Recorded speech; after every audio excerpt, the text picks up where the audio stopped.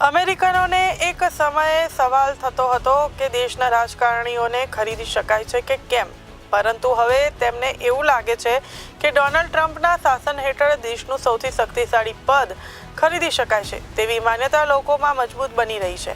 ન્યૂયોર્કના પત્રકાર David કિર્કપેટ્રિકે Trump અને તેમના પરિવાર ટ્રમ્પના પ્રમુખ તરીકેના કાર્યકાળમાં કેટલી કમાણી કરી તે જણાવવાનો પ્રયત્ન કર્યો. તેમના અહેવાલોમાં રજૂ કરાયેલા આંકડાથી અમેરિકાનો ચોંકી ગયા છે. ત્યારે કિર્કપેટ્રિકના હિસાબો મુજબ વર્ષ 2017માં વ્હાઇટ હાઉસમાં પ્રવેશ્યા બાદ ટ્રમ્પના પરિવારે $3.4 અબજની કમાણી કરી છે.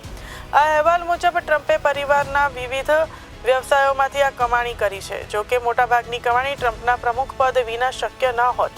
ટ્રમ્પના જમાઈ જેરેડ કુશનર એ કંપનીની એફિનિટી પાર્ટનર્સમાં મધ્ય પૂર્વના અમીરોને અબજો ડોલરનું રોકાણ કર્યું છે. તો આ સિવાય ટ્રમ્પની રિસોર્ટ માર-એ-લાગોની ફી એક સમયે $1 લાખ હતી, પરંતુ 2017માં ટ્રમ્પના પ્રમુખ બન્યા બાદ રિસોર્ટની ફી $10 લાખ સુધી પહોંચી ગઈ છે.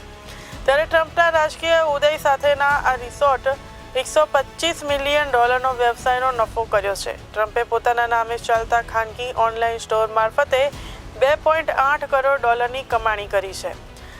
ટ્રમ્પ પરિવારે ક્રિપ્ટોકરન્સીમાં પણ $2.37 અબજ કમાણી કરી છે, જેમાં ટ્રમ્પ ડોલર અને મેલેનિયા ડોલર મેમેકોઇન્સનો સમાવેશ થાય છે.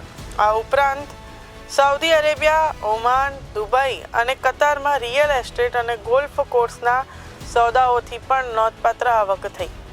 વિયેતનામમાં $1.5 અબજ ગોલ્ફ કોર્સનો પ્રોજેક્ટ પણ ટ્રમ્પના રાજકીય પ્રભાવ વિના શક્ય નહોત. કતારના અમીરે ટ્રમ્પને એક લક્ઝરી જેટ ભેટ આપ્યું છે. ત્યારે ડોનાલ્ડ ટ્રમ્પના પ્રમુખ તરીકેના કાર્યકાળમાં તેમના પરિવારને થયેલી જંગી કમાણીએ નવા વિવાદને જન્મ આપ્યો છે. ટીકાકારોનું કહેવું છે કે ટ્રમ્પે રાજકીય પદનો ઉપયોગ વ્યક્તિગત નફા માટે કર્યો છે, જે અમેરિકન રાજકારણમાં નવું જોખમ ઊભું કરે છે.